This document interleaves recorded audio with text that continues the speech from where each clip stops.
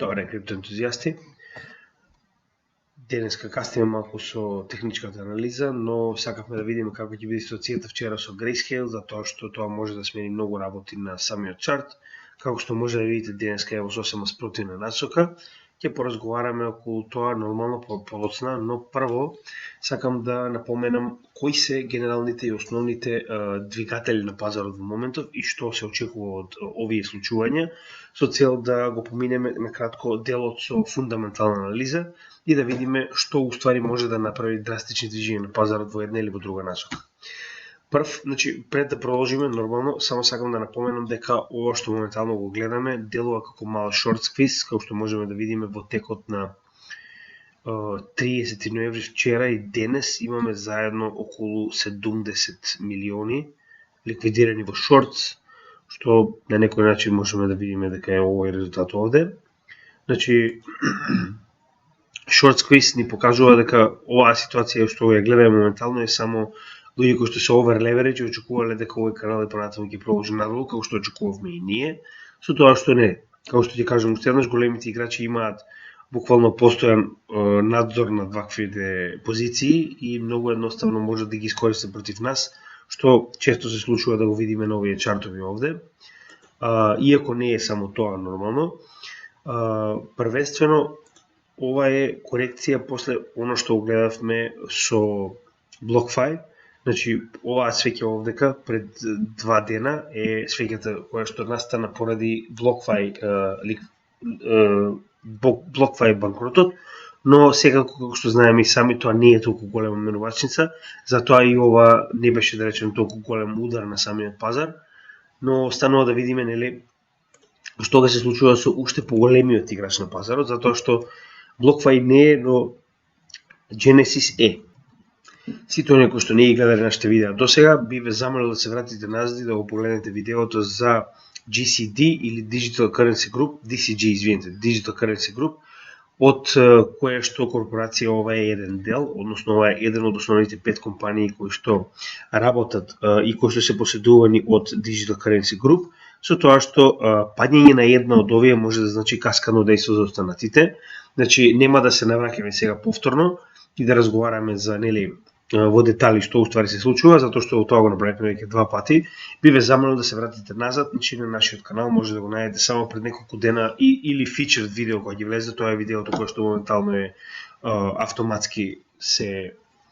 пушта само, или пак може да го најдете назад пред 2 дена. Направивме посебно видео за DCG Group, каде што објаснуваме што истата представува, колку е моќен на пазарот и како неизин потенцијален пат може да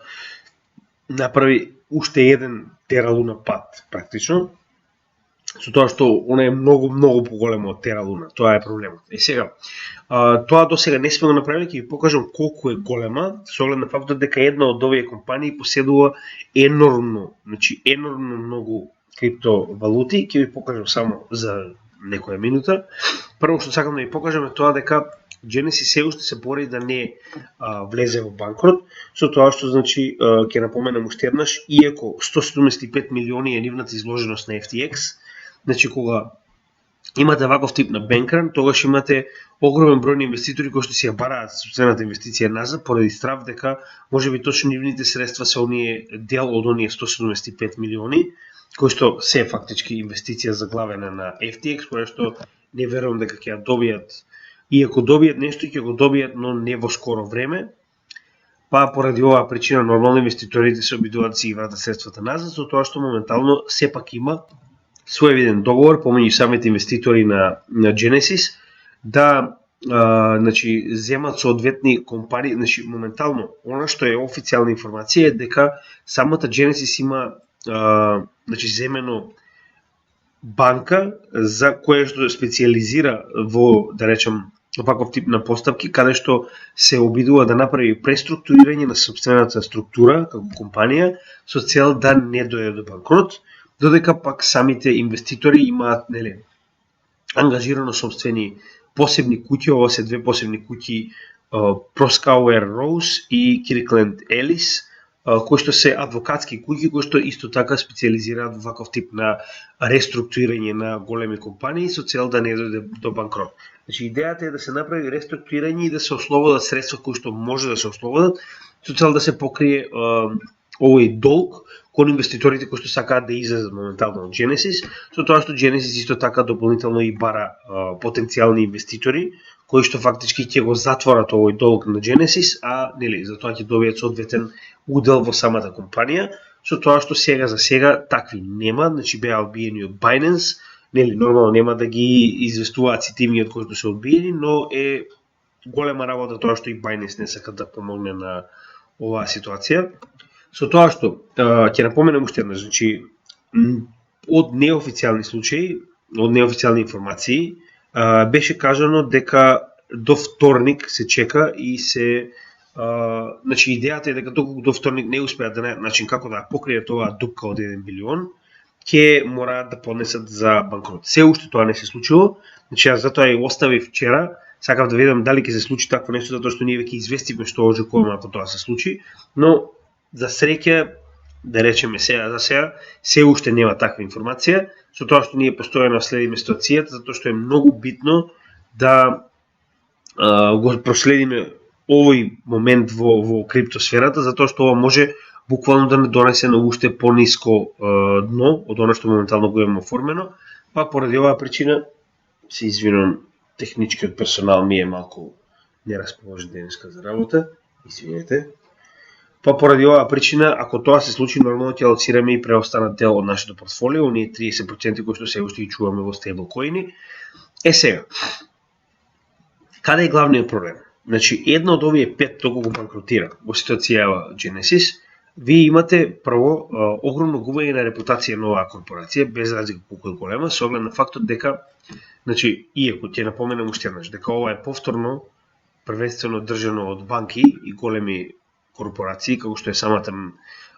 берза Nasdaq, или пак 50% поседувано од Mastercard преку овие 4 банки, кои што се, нели, мурикански.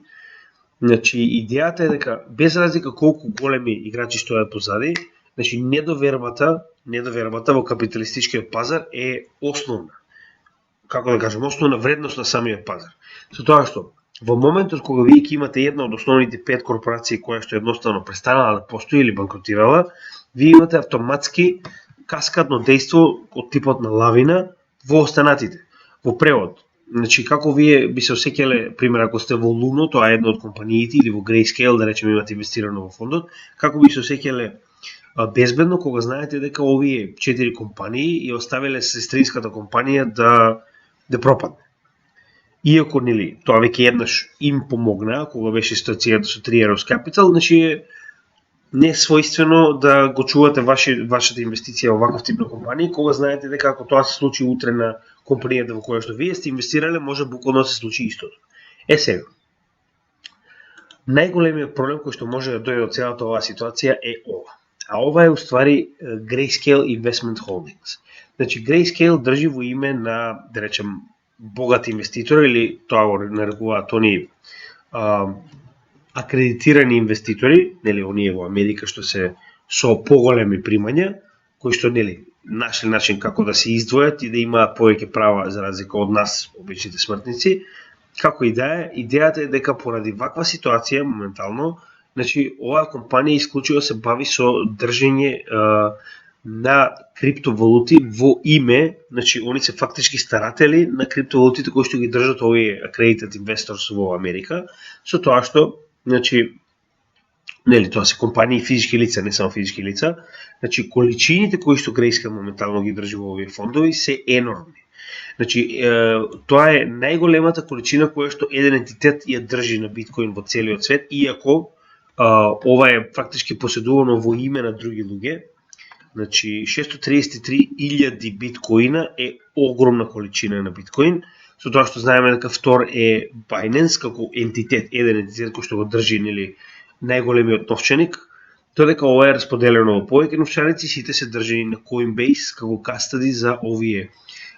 приватни, нели, инвеститори во Grayscale. Сега, каде овдека потекнува проблемот? Значи, да прво да видиме што поседува. Имаме 633.000 биткоини. имате 3 милиона Ethereum, имате 12 милиона Ethereum Classic, имате 1,5 милион Litecoin,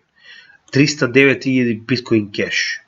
332.000 Zcash, 18 милиона Mana, значи они се најголемиот инвеститор во Decentraland, 74 милиона XLM, Stellar. Гледајте, значи има LPT беше, мислам дека е Loopring, не сум сигурен. 307.000 Link, Chainlink, Solana 118.000. Значи, гледайте колку многу има, 106.000 Filecoin. Идејата е дека доколку се случи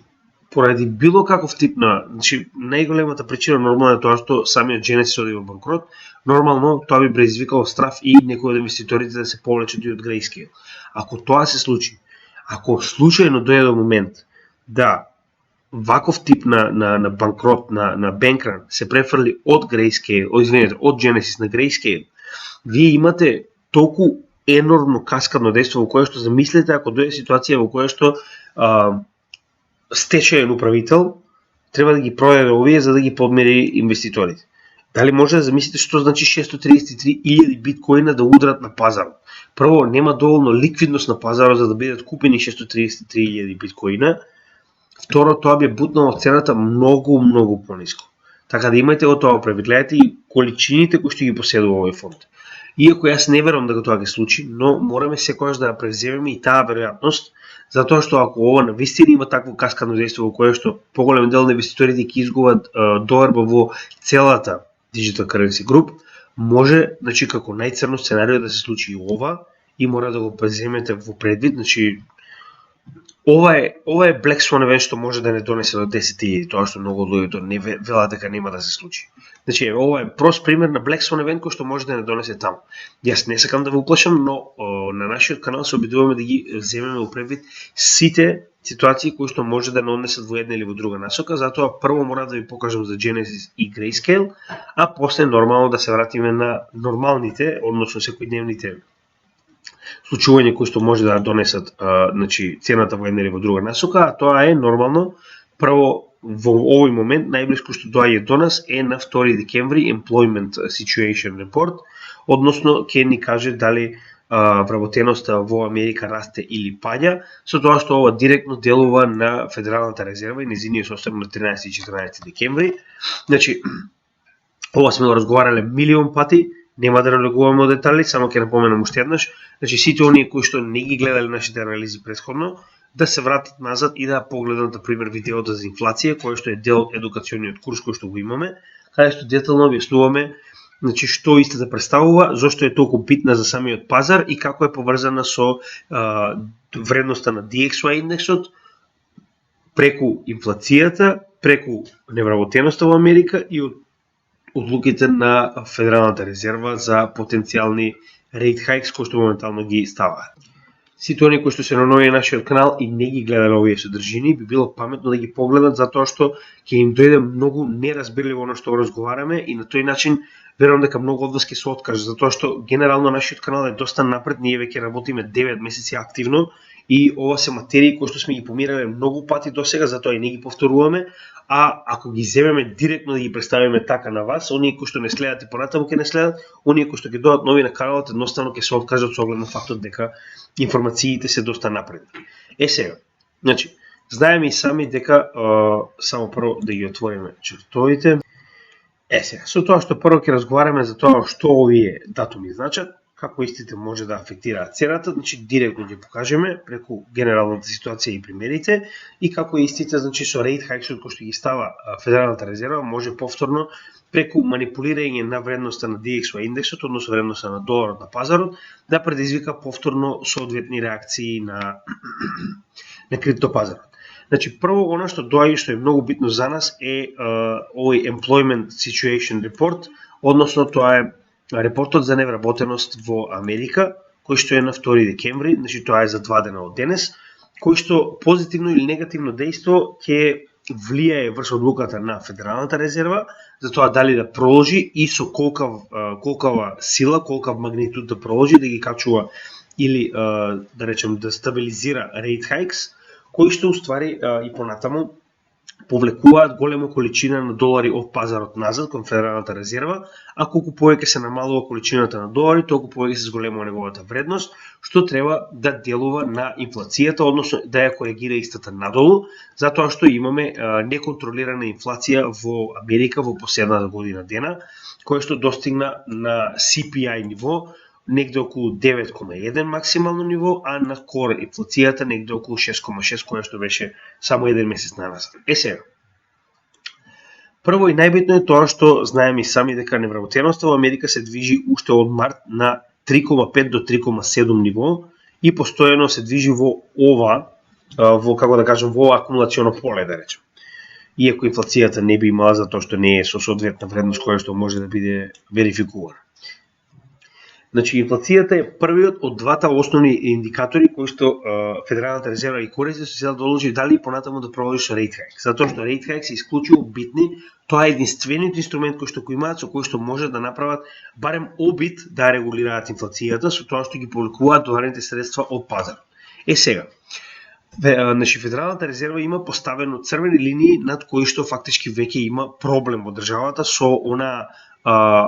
поле кој што треба да регулира. Односно, првото е невработеноста, а второто не е инфлацијата. Значи, инфлацијата, полето на прифатлива инфлација е 2%, додека невработеноста е 4%. Така да во целиот овој период од март наваму, се додека невработеноста се движи на рекордно ниво под овие 4%, што можеме да видиме ова е COVID ситуацијата во која што невработеноста се придвижи дури до 15%, значи они успеа уште од декември 2021 година да ја вратат оваа ситуација под 4% и на тој начин они имаат рекордна невработеност. Односно, се додека невработеноста е под 4%, Федералната резерва има одврзани раце да прави што сака со rate hikes-от, односно со каматните ставки кои што ги дава на сето она што го позајмува од новите доларни средства кои што ги дава на пазарот, на комерцијалните банки и од она што веќе е позајмено на комерцијалните банки за да работат. Сега, мораме да видиме на 2 декември како ќе се одрази ова, односно многу од луѓето шпекулираат дека конечно индексот на невработеност ќе порасне над 3,7%, затоа што, значи, кога имате ваков тип на политика на Федералната резерва, која што и понатаму додава каматни стапки, односно парите кои што ги дава се поскапи. Значи, вие се повеќе треба да вратите за да може да земете од Федералната резерва соодветно количество пари, зборувам за комерцијалните банки, за да може и понатаму да работат соодветно, затоа што без нова количина на пари, овие комерцијални банки нема да може да работат. Сега, колку е тоа поскапо, толку повеќе економијата е рестриктирана. Колку повеќе економијата е рестриктирана, нормално, толку повеќе истата ќе подлежи на компаниите да почнат да отпуштаат луѓе. Така да тоа треба да се одрази во овој индекс. Односно, она што ние го гледавме една година rate hikes назад, значи уште од почетокот на 2021 до сега веќе конечно треба да се одрази во индексот на невработеност. Односно, конечно, истиот треба да порасне барем негде во близината на 4, дури и над 4, со тоа што се верува дека и тоа нема да го исплаши, да ја исплаши Федералната резерва да запре со покачување на каматните ставки или ако ништо друго барем да ги задржи на нивото на кое што моментално се наоѓаат, а моментално имаме 4%, значи rate hikes кои што ги додаваше постепено Федералната резерва се 4% ниво, со тоа што значи се што ќе даде ново испринтани пари или она што веќе е дадено комерцијалните банки, значи основната камата по која што треба да ги вратат е 4%. Сега, значи, проблемот е што ако се покаже над 4% овој индекс, тоа значи дека е се поголема шансата Федералната резерва да забави со покачување или пак дури да запре со покачување нови rate hikes, што ќе значи конечно стабилизирање на економијата, ако ништо друго, барем да се очекува да нема следни падови како на традиционалните пазари, така и на криптопазарот последователно. Што е првата работа? Со тоа што пак ќе кажам, значи во оваа ситуација веќе покачување невработеноста нас не одговара. Затоа што не само криптопазар, туку сите пазари во светот страдаат кога моментално, како што е оваа ситуација со rate hikes во Америка се случува. Затоа што кога имате ваков тип на rate hikes, значи покачувањето на вредноста на доларот автоматски прави сите валути во светот да ја намалуваат својата вредност. А колку е помала вредноста на вашата валута, толку повеќе мора да замените од вашата валута во долар кога треба да учествувате во светската цена на размена, односно кога сакате да размените добра, услуги и слично, вие мора да замените во долар затоа што доларот е светската резервна валута. Сега, значи тргаме од тој момент дека нас сега моментално ни одговара на вистина ако ова конечно се покачи. Затоа што ако конечно се покачи, тогаш веќе Федералната резерва ќе почне да намалува или барем да запречи од покачување и да задржи оваа каматна стапка, да речеме уште половина година, пример зборувам, со цел да конечно се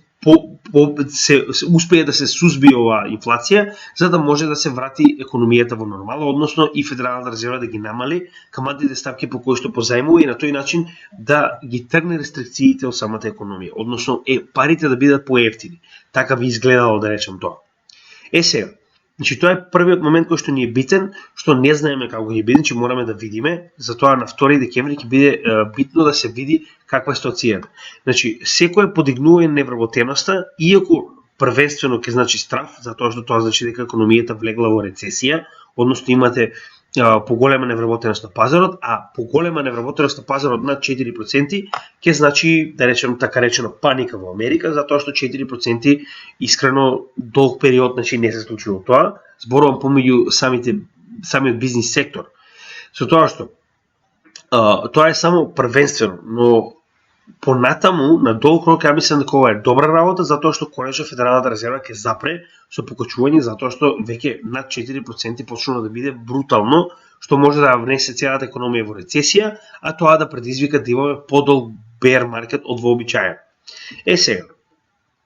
следно што треба да погледнеме е самата инфлација, односно колку ова што моментално го прави Федералната резерва успева да ја намали. Значи сега за сега имаме добри резултати, како што можеме да видиме, ова е основната CPI инфлација која што ги содржи храната и горивата и која што е многу понестабилна. Значи истата го направи својот врв во јуни 2022 година, на средината на летото, со тоа што моментално е падната до 7,7 од 9,1. Значи имаше стагнирање во средината на овој пад, но како што кажавме, значи следниот индекс за инфлација треба да го добиеме на 13 декември.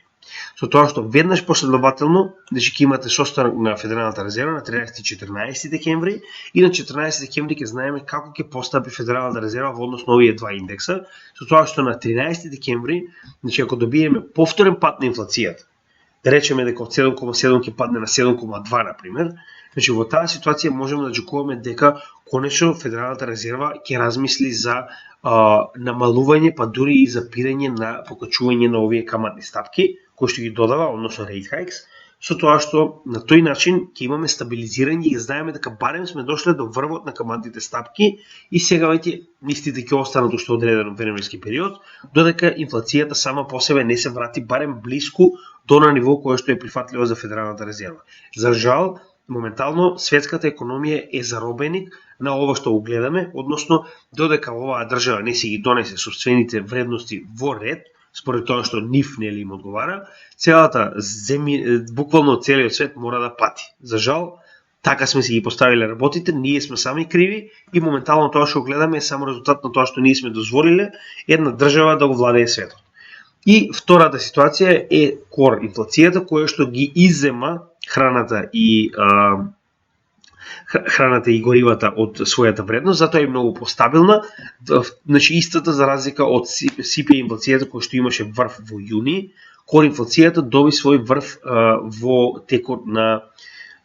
септември, со тоа што истата постигна 6,6%, гледате дека е многу помала за разлика од CPI инфлацијата, затоа што посебно кога станува збор за оваа ситуација кај што имате војна која што директно афектира на основните продукти за храна, како што се житата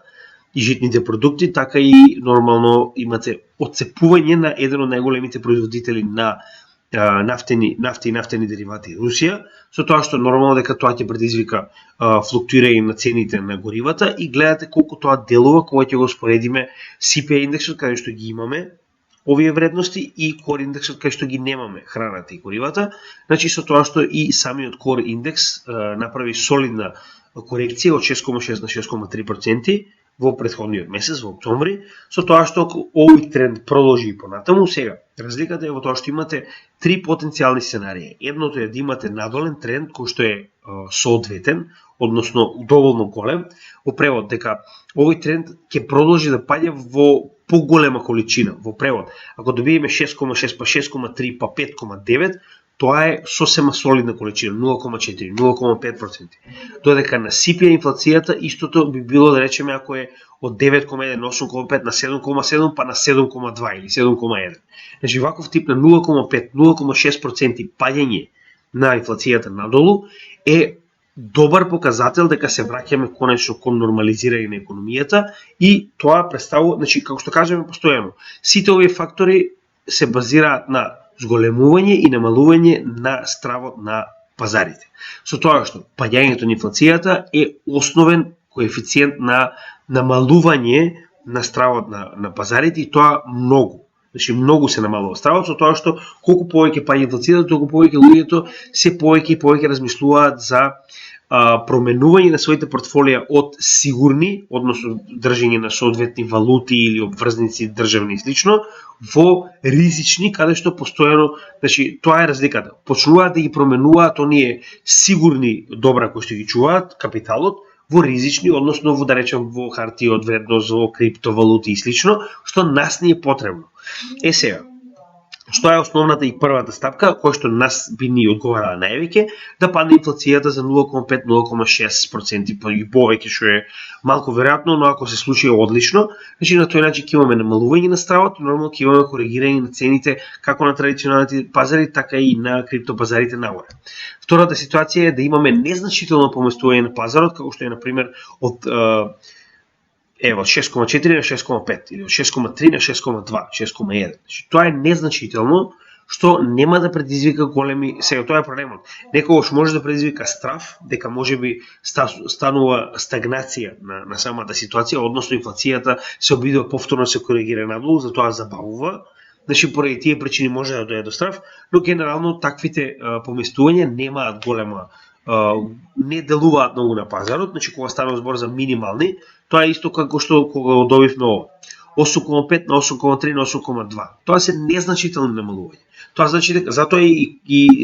во овој период, иако инфлацијата паѓаше, значи имавме на сите овие 3 месеци 0,75% камата додавање на претходната од страна на Федералната резерва. Што значи дека ова паѓање не е доволно и Федералната резерва ќе биде повторно агресивна кон покачување на каматните стапки. И третата, ако дојде до покачување на инфлацијата, тогаш веќе добиваме повторно влегување на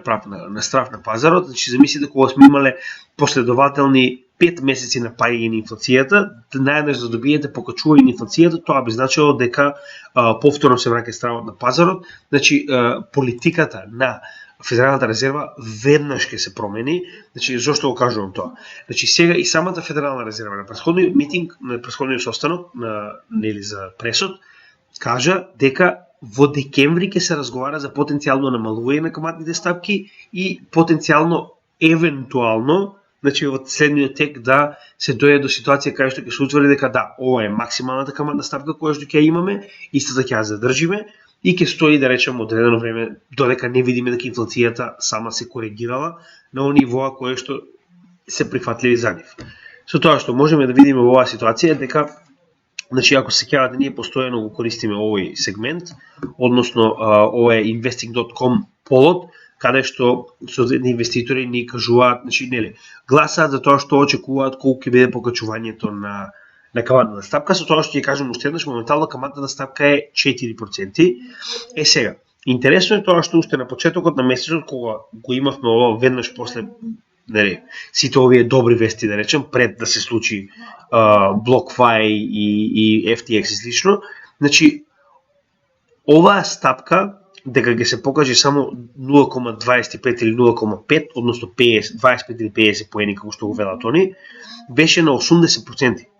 Како се придвижуваме и како се случуваат овие ситуации со FTX, сега моментално Genesis и слично, така гледаме дека моментално ова се намалува, односно се очекува повторно да се случи обратното, односно да се добие 0,5 или 0,75% покачување на каматната стапка, што иако е мало, сега за сега е само 33%, тоа може многу лесно да се смени, доколку, например, на 13 декември добиеме покачување на инфлационата стапка. Така да имајте го тоа предвид и нормално значително покачување на инфлационата стапка ќе значи значително враќање на стравот на пазарот и повторно тоа ќе значи повторно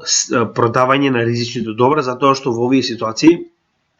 луѓето се обидуваат да се оттарасаат од ризичните добра и да вратат во основните средства, како што е доларна вредност и слично, со цел да го заштитат својот капитал, затоа што знаат дека ако се случи пад на пазарот, многу помалку би паднал доларот, за разлика од, да речем, биткоин или не знам, некоја помала криптовалута која што имате, и на тој начин го заштитуваат својот капитал од поголемо падење од она што е, да речем, моментално можно на пазарот. Сега,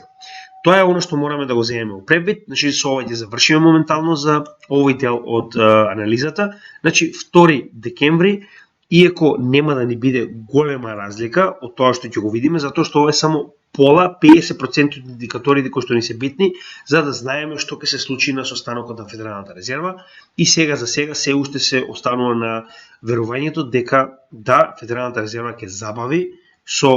rate hikes, значи и да продолжи понатаму ќе бидат со многу помал интензитет, например 0,25, 0,5, јас мислам дека ќе биде 0,5%, останува да видиме, со тоа што се верува дека до почетокот на следната година Федералната резерва, затоа што немаме состанок, нормално се уште немаме распоред за нивните состаноци, ќе стигне негде до прилика 5 или 5,5%, каде што поголемиот дел, значи јас не следам само крипто канали, јас следам многу и финансиски канали, следам многу и финансиски вести, не знам, Bloomberg и слично, каде што поголемиот дел од аналитичарите на пазарот очекуваат дека 5 или максимум 5,5% ќе биде максималната rate hike која што ќе си ја дозволи Федералната резерва со цел да не ја уништи премногу економијата, а во спротивно да има соодветно дејство за намалување на инфлацијата, со тоа што не заборавајте уште еднаш дека ваквата стапка ќе мора да остане соодветно време пред да може да направи доволен ефект за да се врати инфлацијата на посакуваното ниво од за нив 2%, но јас не верувам дека тоа ќе го видиме, посебно со оглед на фактот дека 2% е од 9, значи тоа ќе бара соодветно движење на цената надолу, што јас не верувам дека ќе се случи. Сега, да се вратиме на најбитниот дел, а тоа е самата анализа, со тоа што прво ќе мораме да го разгледаме DXY. Значи, сето оно што го разговаравме моментално е за DXY, затоа што истиот е многу битен кога станува збор за цената на биткоин. Значи, се моментално што ние гледаме на пазарот е во противвредност на доларна вредност. Значи, скоро никој не користи други, да речем, вредности, како што е доларната вредност за споредба и тргување на пазарот. Со тоа што денеска е 30 ноември, прво и најбитно е оно што можеме да го видиме овде, дека ако цената остане вака, значи ќе добиеме формирање на локален врв, што е многу битна работа на месечно ниво, затоа што гледаме дека ако го споредиме тоа со претходните ситуации, секогаш кога сме формирале локален врв, иако претходните биле многу по-капитални, значи многу по-големи, значи големата црвена точка значи дека имаме така речено големо формирање на врв, додека малата во случајов дури да немаме, да имаме, но корекциите се многу помали, како што можеме да видиме. Но идејата е дека кога имаме врв формирање, значи најчесто DXY не се влегува во bear market, како што е во оваа ситуација, а тоа е bull market од 2017 година, во оваа ситуација, а тоа е bear market од 2020 година, а bull market од 2020-2021 за биткоин, со тоа што голема веројатност е дека ова можеби ќе биде почетокот на следниот bear market. Значи, идејата е дека кога сме го гледале ова претходно, значи 100 RSI бил многу понизок. Гледате? Во оваа ситуација 100 RSI е скоро па 100%, 100 поена, така. RSI исто така не бил на толку високо ниво. Овдека, ако можеме да споредиме во овој сегмент, гледате. Значи, RSI во 2017 година bear marketот, 100 RSI и RSI биле на вредност од околу 60. Во 2020-2021 биле на вредност од 50 и 57 100 RSI, додека во оваа ситуација имате екстремно висока вредност, значи во моментот кога се формира дното, вие имате вредност од 75 до 70. За разлика од 100 RSI кој што беше буквално комплетно оверсолд на 100. Со тоа што и бранот на моментум ако го погледнеме, значи 2017 година, бранот на моментум е негде околу, се коригира негде околу границата на 50. Истата ситуација и со 2020 година, додека оваа ситуација има бранот на моментум е на вредност негде 84-85. Значи, сакам да кажам, многу помасовна ќе биде оваа корекција на доларот кога ќе започне, но не можеме да очекуваме дека истата во полн ефект ќе започне додека имаме rate hikes. Значи rate hikes од тоа што е намалуваат количината на доларите на пазарот, го забавуваат овој пат. Значи го забавуваат дори и го одржуваат, да речем, на нивото на кое што е. Но моментално гледаме дека конечно ги добиваме двата од основните 5, ако се сеќавате, најбитни кои што ни се индикатори, тоа е за облување на инфлацијата и нејзино постепено враќање надолу, како и за облување на DXY и негово постепено враќање надолу, што ќе предизвика започнување на bull market за останатите, значи традиционални пазари и криптовалути, со тоа што значи се уште не можеме предвреме да назначиме дека е почнем, значи мораме да го следиме, затоа ние постепено ги насочуваме собствените средства во одредени криптовалути, како гледаме дека се ова повеќе и повеќе се потврдува. Со тоа што многу битна работа, што моментално сакам да ви покажам, е на неделно ќе видиме, конечно паднавме под bull market support бендот, што е основната ситуација, како што кажавме, ако се сеќавате, значи претходно го разговаравме тоа, кога ќе се најде цената под bull market support бендот, имаме bear market. Така, евете. Значи 2017 година, падањето под bull market support бендот, bear market. 2020 година, падањето под bull market support бендот, bear market. Со тоа што над bull market support бендот нормално имаме со двете bull market, што до сега неколку пати се случил, и гледаме дека ова е прв пат цената да падне под bull market support бендот уште од 2021 година од јуни, со тоа што, значи, ако се случи да заврши оваа свеќе во текот на денот, а верувам дека ќе заврши под bull market support бендот, тоа ќе биде многу битен момент кој што ќе биде доста значаен за нашата анализа, каде што официјално можеме да разговараме дека можеби bear market за DXY индексот е почнал. Гледаме дека овие нивоа се утврдени уште од 1999 година до 2002 година, кои што се нивоа кои што досега цената ја држат над, значи се уште ја држат во bull market, со тоа што моментално се обидува да ги пробие последните две нивоа надолу. Значи да се разбереме, јас многу се надевам дека конечно ќе успееме да ги пробиеме овие вредности и да се придвижиме до следно lower low, затоа што ако што можеме да видиме се уште оваа граница која што имаме од 1999 година, ова ниво, се уште представува lower low кој што го оформивме во движењето на овој канал нагоре, додека бевме во bull market. Со тоа што паѓањето под bull market support бендот имавме ретест, неуспешен, што е основен показател на почеток на bear market, и во оваа ситуација моментално се обидуваме да пробиеме под ова поле, кое што е оформено во текот на 2000 година, кое што ни представува во ситуација поддршка на цената. Оно што го очекуваме од DXY индексот, кој што е во, да речем, наша полза, конечно да го направи овој врв, кој што гледаме дека моментално со паѓањето под bull market support бендот е така речено потврден, со тоа што може да се случи и повторен ретест нагоре, останува да видиме дали тоа ќе се случи или не, но како и да е.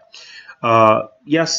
лично очекувам дека постепено исто да ќе почне да паѓа надолу, со тоа што ќе повторам уште еднаш, dead cat bounce е реална можност, иако евентуално се случи ситуација во која што инфлација да се врати назад и rate hikes продолжат и понатаму,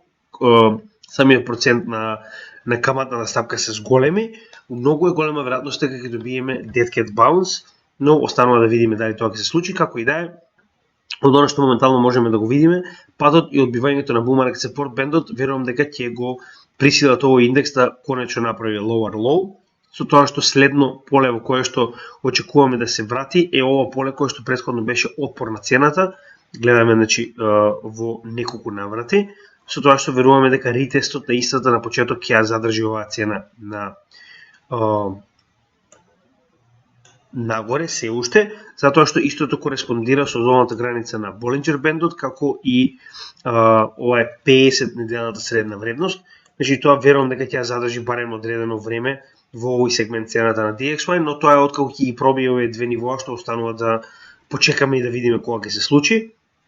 И ќе се вратиме на дневно ниво, каде што ги имаме и сите представено до сега rate hikes, значи од тоа кога биле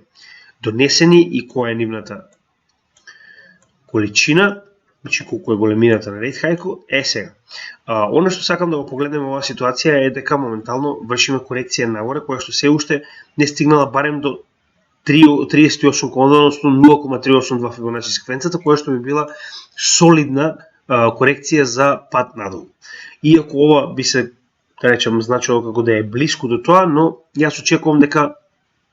тоа ќе беше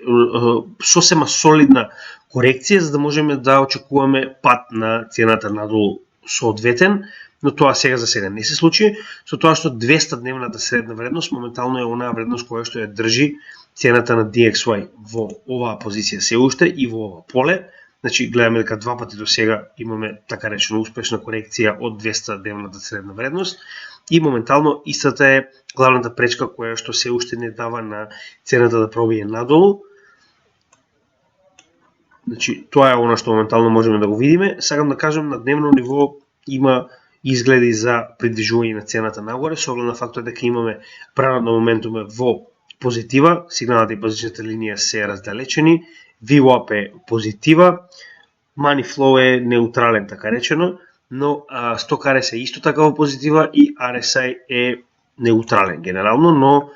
можеме да видиме дека има доста моментум се уште за нагоре, евентуално, со оглед на фактот дека имаме масивна корекција, нормално ништо не оди само надолу, нормално дека очекуваме придвижување на цената нагоре, посебно со оглед на фактот дека имаме многу нивоа на поддршка под моментот каде што се наоѓаме, како што кажавме и на неделно и на дневно ниво. Значи ова поле во кое што моментално цената се наоѓа претходно представуваше отпор, сега представува поддршка на цената се уште. Потоа ова ниво на месечно ниво од 1999 година, отпор, поддршка, моментално се уште немаме ретест, но верувам дека ќе представува поддршка, а тоа ќе значи и враќање на цената до претходното локално дно, како и 200 дневната средна вредност за која што разговаравме. Значи овие нивоа мора да бидат пробиени пред да можеме да разговараме за следен пат, што верувам дека ќе има потребно време, значи нема да се случи веднаш тоа нормално. Че тоа е во однос на DXY индексот. Сега, SPY индексот и NASDAQ, значи да не забораваме дека се беа во масивен аптренд, нешто што не го видовме во криптопазарот поради ситуацијата со FTX. Значи можеби ќе беше сосема поинаку ако FTX не се случеше, но се случи, така да не можеме да гледаме на тоа така. Значи идејата е дека моментално ако споредите дури и фир на пазарот, значи стравот на пазарот, имате 61, односно зона на грид, додека во криптопазарот има 29, само што испаднавме од зоната на Extreme Fear после 25. Значи тоа е причината со која што имаме во едниот пазар масовна причина за страв, додека во другиот тоа отсуствуваше и поради оваа причина моментално имавме оваа голема корекција во овој канал кој што го имаме моментално на SPY индексот, односно S&P 500 или збирот на вредноста на акциите на 500 најдобри компании во Америка, што е еден од основните показатели за каква е моменталната економија или економската сцена во Америка, со тоа што се наоѓаме во масивен даунтренд, односно нели bear market, како и во криптопазарот, и гледаме дека се наоѓаме над средната вредност на Bollinger Bandот, која што верувам дека откако ќе биде скршена ќе се придвижиме надолу повторно во следната корекција, со тоа што многу битна работа да напоменеме во оваа ситуација е дека се наоѓаме над bull market support bandот, што е екстремно битно, затоа што и претходно успеавме да се пробиеме, но не успеавме да се задржиме. Значи, основниот момент кога започнува bull market, вие кога ќе успеете да се држите над bull market support bandот. Прост пример. Претходниот bull market. Значи, кога ќе имаме пробивање и успешна корекција, понатаму веќе имаме задржување на вредноста на DXY индексот над bull market support bandот и следен bull market. Со тоа што сега имавме еден неуспешен обид, каде што цената падна под, ова е втор обид, да видиме дали истата ќе успее да се задржи, но јас со оглед на ситуацијата дека и понатаму очекуваме негативни ситуации на пазарот, значи се уште ова рецесијата се уште не настапила, а веќе почнува да се менува целата реторика во западниот свет дека рецесија ќе има, и тоа не само што ќе има, туку поради ваквите акции на Федералната резерва може да се претвори во подолг период на рецесија, поради тоа што се уште не успеале да доведат инфлацијата до нивото до кое што очекува. Ако тоа се случише до овој момент, тогаш нели оваа корекција ќе беше завршена и ќе можеме да разговараме за почеток на следен bull market, но тоа не се случило се уште. Со тоа што ако се вратиме на месечно ниво, сакам уште да напоменам дека го доправме, значи според нашата техничка анализа за DXY индексот, кажавме дека се очекуваме корекцијата да биде направена до 50%, што и се случи. Значи точно дојдовме до овој сегмент на 50% кој што ние го предвидуваме за SPY индексот и моментално се наоѓаме во овој канал нагоре во обид да ја допреме горната страна на истиот, што моментално се случува. Со тоа што ќе видиме дали ќе успееме да го пробиеме овој канал, како во оваа ситуација, или пак ќе добиеме повторна корекција надолу, што би било според мене очекувана ситуација со оглед на фактот дека се уште генералната како да кажем, расположение на пазарот е доста негативно, луѓето се многу конзервативни, за да вие имате пробивање на ваков тип на формација и одржување над bull market support бендот, треба да имате и позитивен сентимент на пазарот.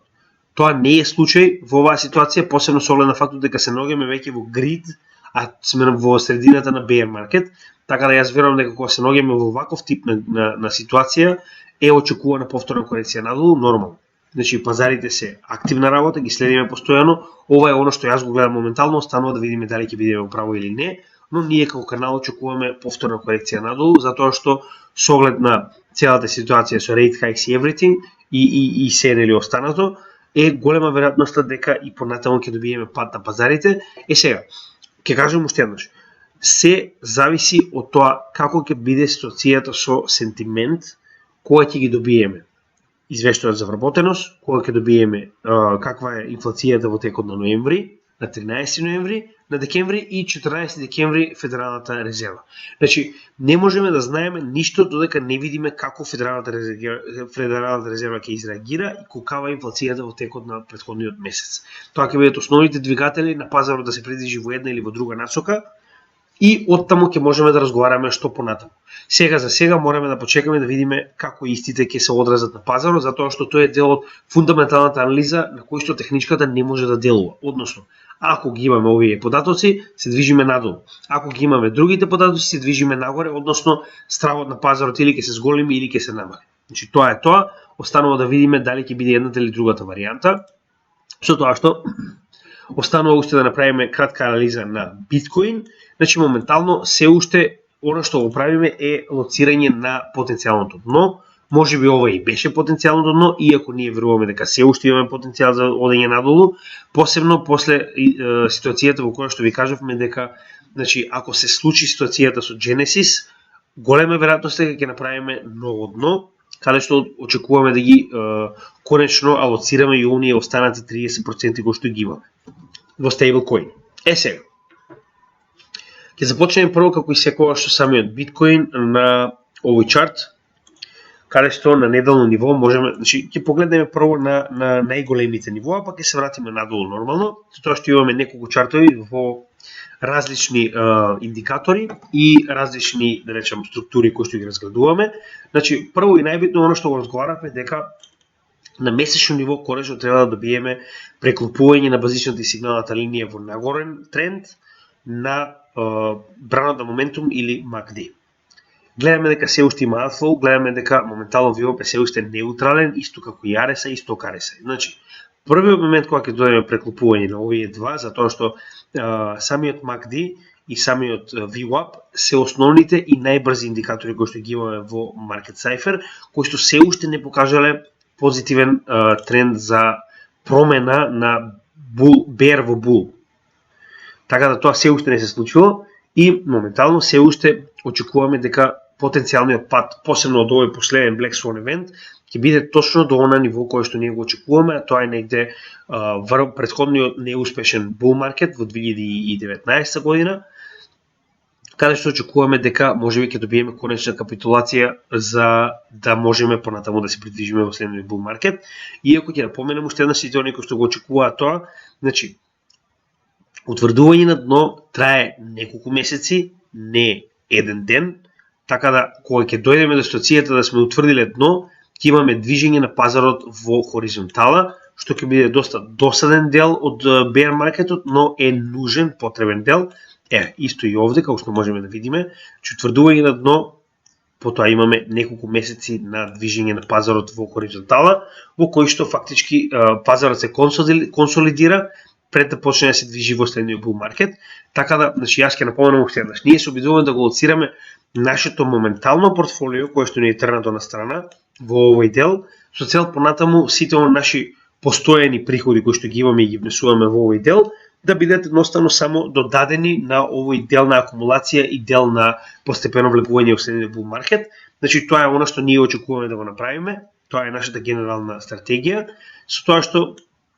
ќе се вратиме уште еднаш само на овој момент, каде што гледаме дека од последниот бран, доколку го поставиме Фибоначи од ова ниво, односно тералу на колапсот, до корекцијата која што имавме нагоре до 25.000, првата мета ни покажува дека цената ќе се придвижи многу блиску до она што го очекуваме ние, односно ова е ниво од 12.663, кое што ни представува мета до која што цената би требало да се приближи доколку успее да заврши оваа корекција надолу од Фибоначи, но јас пак ќе кажам, ние ќе бидеме сосема задоволни ако цената се приближи надолу околу 14.000, каде што очекуваме се да алоцираме што ни е преостанато. Сега, ако се вратиме назад на неделно ниво, прво и основно оно што постојано го разговараме е тоа дека под нас нема никаков волумен кој што ќе ја држи цената. Значи, да напоменем уште еднаш. VPVR ви покажува дека само ќе го зголемиме да видите како изгледа. Значи, гледајте каде е. Големиот волумен буквално доаѓа во моментот каде што е метата од оваа Фибоначи секвенца. Значи, метата е буквално почетокот на овој голем волумен на VPVR кој што ни представува овој дел на акумулација пред да влеземе во следниот bull market, односно веднаш под врвот кој што го оформи во 2019 година од неуспешниот bull market. Така да, VPVR ни покажува дека овде е првиот момент каде што ќе можеме цената на вистина да задржиме затоа што има огромен број на нарачки за купување. Второ, значи гледаме дека bull market support бендот, Bollinger бендот се навалува надолу поради притисокот кој што моментално го имаме за придвижување на цената во надолна насока. Ќе ја погледнеме структурата, но прво да погледнеме што се случува на Market Cipher. Значи, како што кажеме, оваа корекција претходно беше завршена, ја добивме оваа масивен пат кој што беше предизвикан од FTX, кој што фактички не влезе во овој следен дел од bear маркетот, со тоа што моментално имаме корекции кои што ни покажуваат дека повторно се завртуваме кон позитива, односно имаме заоблување на правот на моментум, имаме VWAP кој што само што не влегол во позитива над нулата,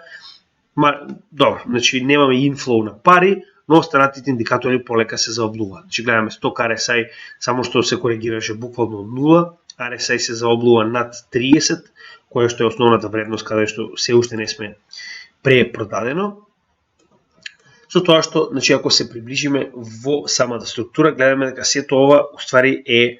паѓање под овој тренд кој што го имавме уште од тералу на колапсот, што доколку се случи да имаме посолидна корекција затоа што овој канал беше пробиен нагоре, ќе дојде или да биде ретестирано ова ниво, односно претходниот лоу 17,6 од тералуна, или во најдобар случај би било ретестирано ова ниво на трендот кој што го имаше целиот овој дел од bear маркетот пред да паднеме под него со FTX Black Swan евентот. Значи ова се, да речем, најдобри ситуации кои што може да бидат, например, предизвикани со снемување на стравот на пазарот, доколку, да речем, Genesis успее да ја среди ситуацијата и да не влезе во банкрот, доколку добиеме информација од Федералната резерва кои што ќе кажат дека, например, престануваат rate hikes. Значи, таков тип на информации може да ни донесе раст на пазарот нагоре и тоа би биле, според мене, барем генерално добри мети да се гледаат, односно 17,6 и потенцијално, не знам, негде околу 19.000, кои што би биле ретест на претходните нивоа кои што сме успеале да ги пробиеме, а нормално знаеме и сами дека техничката анализа очекува на ретест на она ниво кое што сме го пробиле, со цел да видиме дали истото е солиден отпор и ќе не придвижи надолу или пак ќе се вратиме на претходните вредности нагоре. Значи тоа е основата што ја очекуваме моментално доколку добиеме позитивни вести на пазарот. Доколку поради некоја причина добиеме негативни вести на пазарот, значи позитивни од типот на инфлацијата паднала уште 0,5%. Федералната резерва вели нема да имаме rate hikes. Негативни вести. Инфлацијата или стагнира или пак се качила повторно нагоре. рейт хајксот продолжува, доколку да речем инфлацијата се качила, тогаш веќе имате Федерална резерва која што ќе каже продолжуваме и понатаму со рейт хајкс, значи тоа ќе бидат негативни вести и ќе бутнат цената надолу. Значи ова се основните работи кои што мораме да ги следиме во следниот период со цел според фундаменталната анализа да утврдиме дали ќе имаме една или друга варијанта од движење на биткоин цената. Со тоа што да не забораваме уште еднаш и Genesis е голем дел од ова, односно пропаѓање на Genesis, банкрот на Genesis, ја верувам дека ќе донесе голем старт на пазарот и ќе донесе повторно утврдување на уште едно дно надолу. Тоа се основните значи фундаментални вести кои што ги имаме и како ќе би делувале на моменталната ситуација, со тоа што уште една работа што мораме да напоменеме е, како што кажавме, намалување на Болинџер бендот. Значи, колку повеќе се стеснува Болинџер бендот, толку повеќе очекувано е брейкаут на едната или на другата страна, како што можеме да видиме. Секогаш кога Болинџер бендот се стеснува, секогаш имаме брейкаут на едната или на другата страна. Значи, имате од тоа предвид, а моментално гледаме дека Болинџер бендот е екстремно тесен, со тоа што цената само што повторно се коригираше до горната страна на Болинџер бендот. Значи, иако јас очекував дека овој страв ќе биде многу поголем од блок 5, очигледно не беше, и цената се коригираше повторно над оваа тренд линија, ќе се вратиме надолу до 4 часа да видите зошто е оваа тренд линија битна. Значи, гледаме дека цената се движела постојано во овој канал, се до нејзиното пробивање нагоре и над средната вредност на Болинџер бендот, што е добро во оваа ситуација и над контролната линија на VPVR, која што ние моментално на негде околу 16.500. Значи, тоа е добро, но ќе видиме дали истата ќе се задржи, посебно со оглед на фактот дека над Болинџер бендот моментално имаме многу мал простор за движење, а ќе кажам уште еднаш, стравот на пазарот е се уште доста голем и верувам дека немаме доволно, значи за цената да се придвижи нагоре на биткоин мораме да имаме куповна моќ. Односно мораме да имаме сентимент кој што ќе не донесе до ситуација да луѓето сакаат да купат биткоин. Ако тоа е поради позитивен сентимент од типот на го утврдивме дното време е да купиме, и моментално, како што кажавме, имаме позитивни фундаментални вести, тоа што имаме потенцијал за нагоре. Но во спротивно, јас се уште мислам дека нема доволно капитал, нема доволно луѓе кои што се заинтересирани да купат доволно биткоин за да можеме да се придвижиме во спротивна насока, но повторно тоа е само моје мислење, секој треба да направи сопствено истражување. Ова е што јас мислам за моменталната ситуација на пазарот, иако на дневно ниво гледаме дека се уште имаме доста позитивно движење на пазарот. Значи гледате, MACD во позитива, значи имаме зелено прекршување на сигналната и базичната линија нагоре, VWAP е во екстремна позитива, имаме inflow, гледаме на самиот inflow чарт, имаме RSI кој што се придвижува до 50, значи после оваа корекција, како и сток RSI кој што повторно се придвижува нагоре, но сток RSI на дневно ниво не е толку битен, со тоа што ако се вратиме на 4 часа, че ова само на кратко сакам да ви покажам, ова е тој момент каде што ви кажав дека, значи, барем она што го гледавме до сега, ова беше главниот момент кој што ми покажуваше дека јас очекував дека ќе се придвижиме и понатаму надолу, посебно со оглед на фактот дека ова е веста за блок 5, значи ова е таа вест и како исто да предизвика враќање на цената надолу кон средишниот дел на овој канал, со тоа што трендот кој што го утврдивме уште од самиот почеток, гледаме дека целосно е испочитуван комплетно од сите овие корекции надолу, како и од последната, со тоа што ќе кажам уште еднаш, јас навистина не очекував придвижување на цената нагоре, значи ова беше изненадување и за мене, иако јас не успеав да најдам некоја битна вест зашто тоа се случи, но моментално се случи, што е најбитно. Сега, се наоѓаме на горната граница на Болинџер бендот и веќе имаме, значи ова е плавиот триаголник, не значи дека имаме промена на трендот, дека следува промена на трендот, што е очекувано со оглед на фактот дека се наоѓаме екстремно над Болинџер бендот. Нормално би било да имаме коригирање барем до средната вредност, ако ништо друго барем до значи сигналната линија на VPVR, негде околу 16.5, што би се одействувало и со ова ниво овде. Како и да е, се наоѓаме над овој канал, значи јас сум изненадан што се наоѓаме над него, искрено, посебно после толку негативни вести и очекувани негативни вести, како и да е, но исто така мораме да напоменеме дека на ова е повторно 4 часа за мене е крајно неверодостојно, но го правиме затоа што има интересни, да речем, поместување на пазарот. Значи вредностите се доста високи. Значи моментално RSI е скоро overbought, значи прекупено добро. 100 се е комплетно прекупено добро, но се уште имаме позитивно движење на MACD, што е доста добро во оваа ситуација, значи се уште има, да речем, интерес за купување, иако јас верувам дека ова е веќе премногу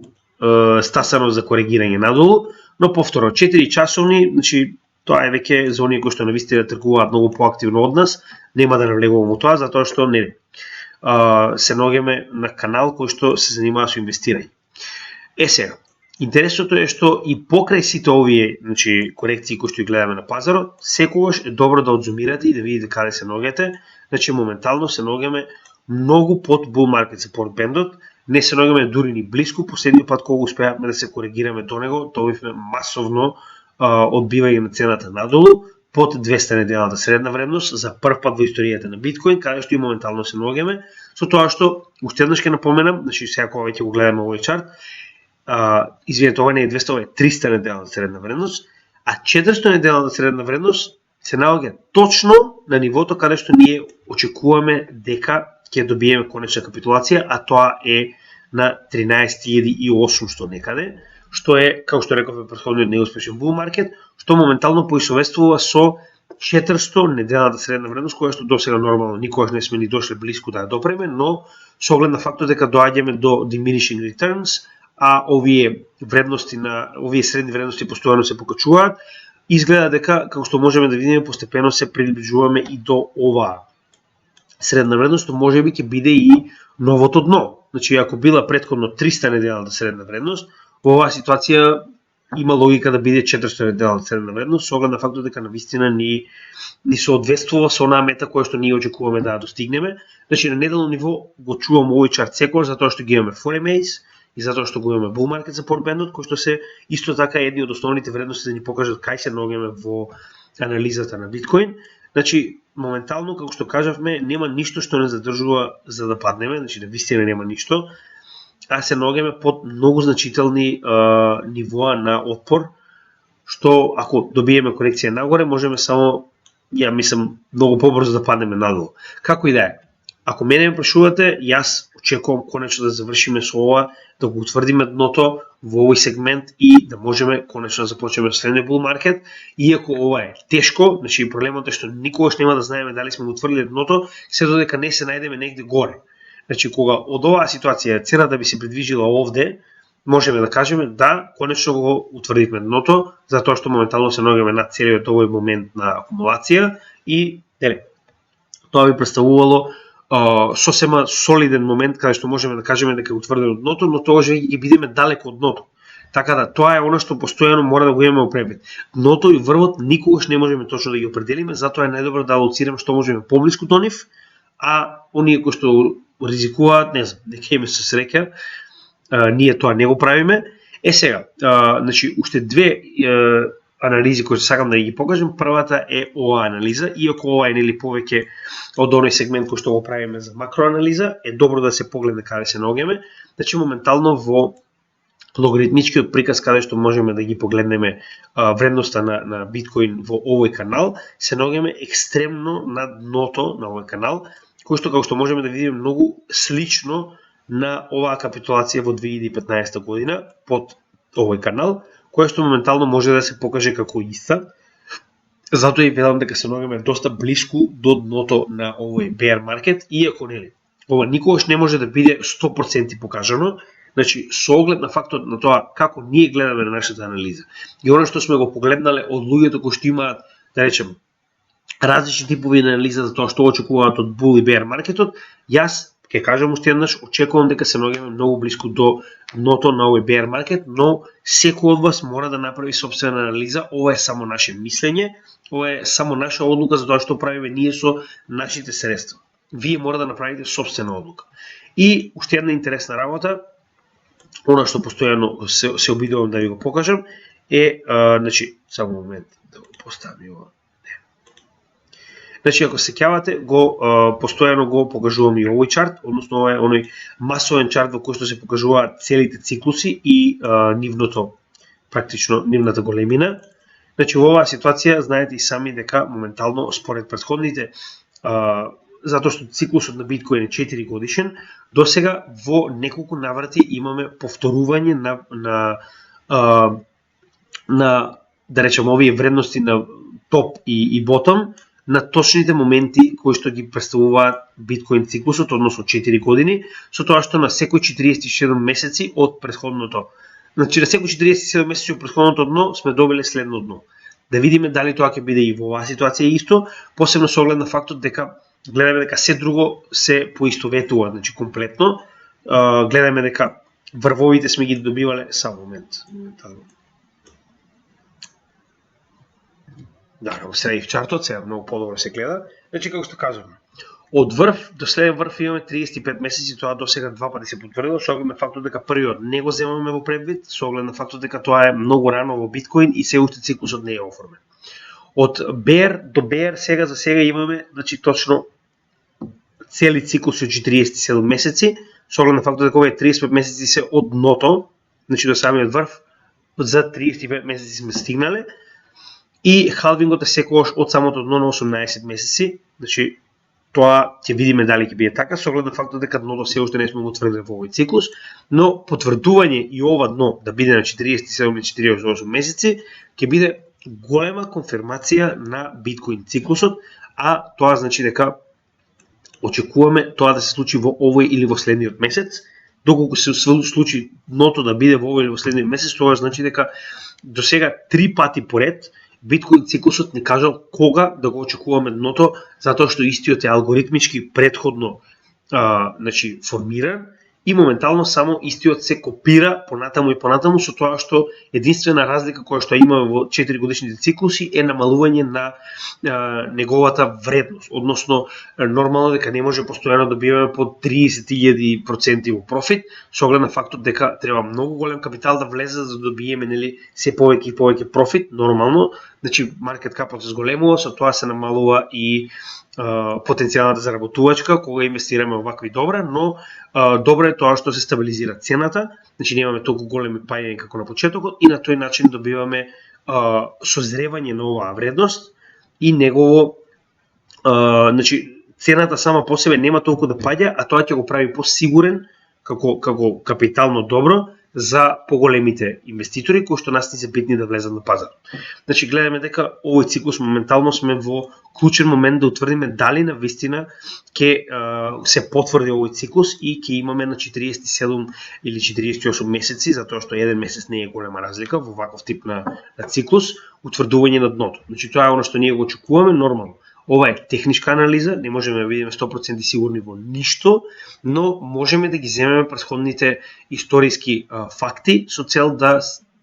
најдеме прилика каде се наоѓаме во овој голем циклус. И нормално, уште една битна работа која што сакам да напоменам, затоа што значи последниот пат кога го разговаравме ова, навистина има сосема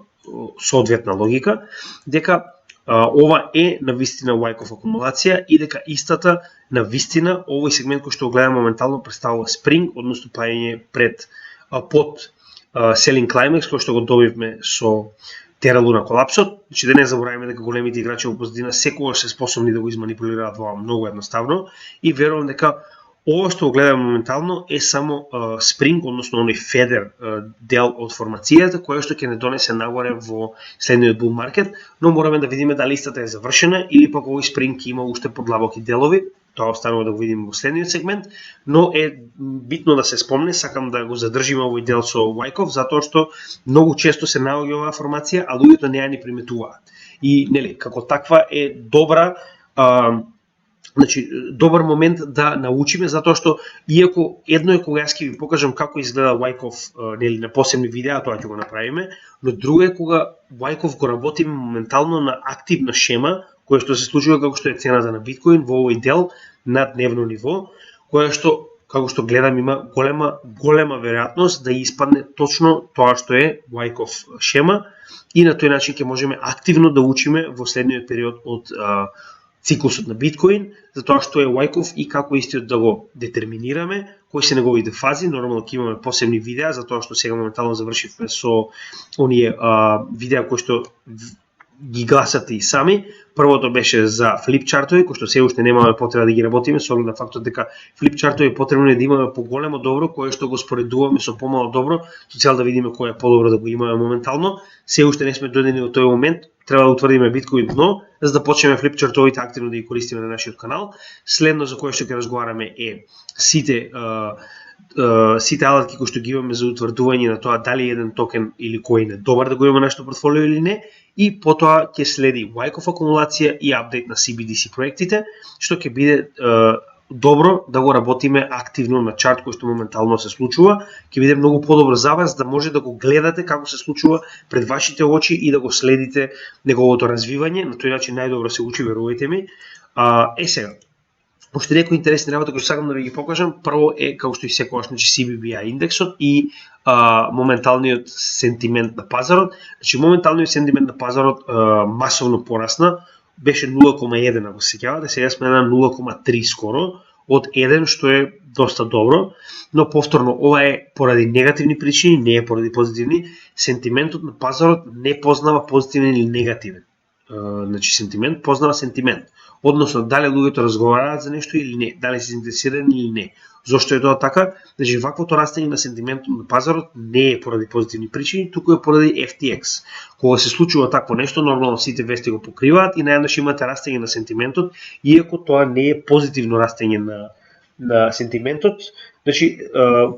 Како да кажам, знаете и сами дека во оваа ситуација не постои позитивна или негативна репутација. Постои репутација, дали зборуваат за вас или не. Истата ситуација и со биткоин, каде што без разлика дали се зборува од позитивен или негативен аспект, луѓето зборуваат за него. Така да колку повеќе се зборува за него, толку повеќе луѓето се запознаени со него. Ако мене ме прашувате, ова иако со FTX е лоша ситуација, но крипто секторот самиот по себе и крипто проектите се буквално овде за да го избегнеме ова што се случува со FTX, затоа што оно се случува со FTX е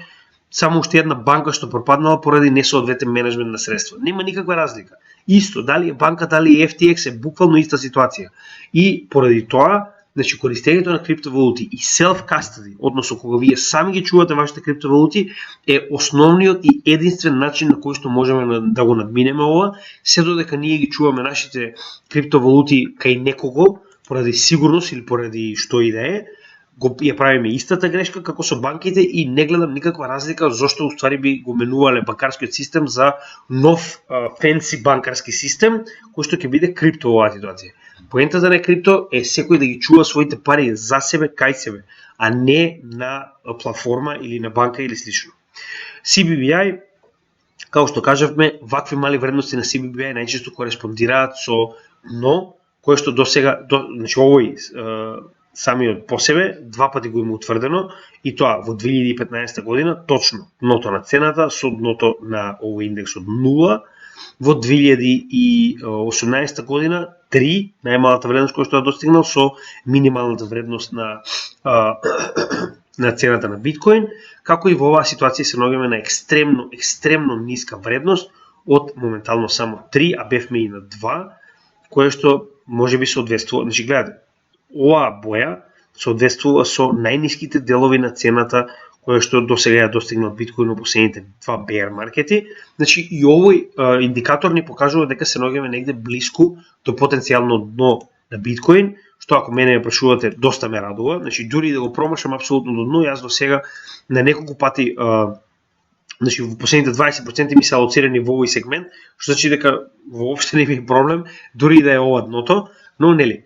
мораме да работиме и понатаму на лов на ова дно, за да можеме да утврдиме кога или сме го утврдили, или пак кога сме многу блиску до него, со цел да го алоцираме и преостанатиот дел од нашето портфолио што поблиску до него. Но, ќе кажам уште еднаш, вакви вести од типот на Genesis едноставно не може да бидат игнорирани и да се држиме директно само на техничка анализа. Мораме да го следиме и фундаменталниот дел од пазарот, затоа што може да не шокира кога ние мислиме дека да, тоа е тоа, ова е дното, сега тргаме нагоре, а добиваме уште еден пат надолу поради тоа што не сме следеле фундаментални вести. Така да во оваа недела, ќе биде клучна вредност да видиме како ќе биде исходот од Genesis ситуацијата, затоа што истиот може да не донесе во една или во друга насока многу брзо,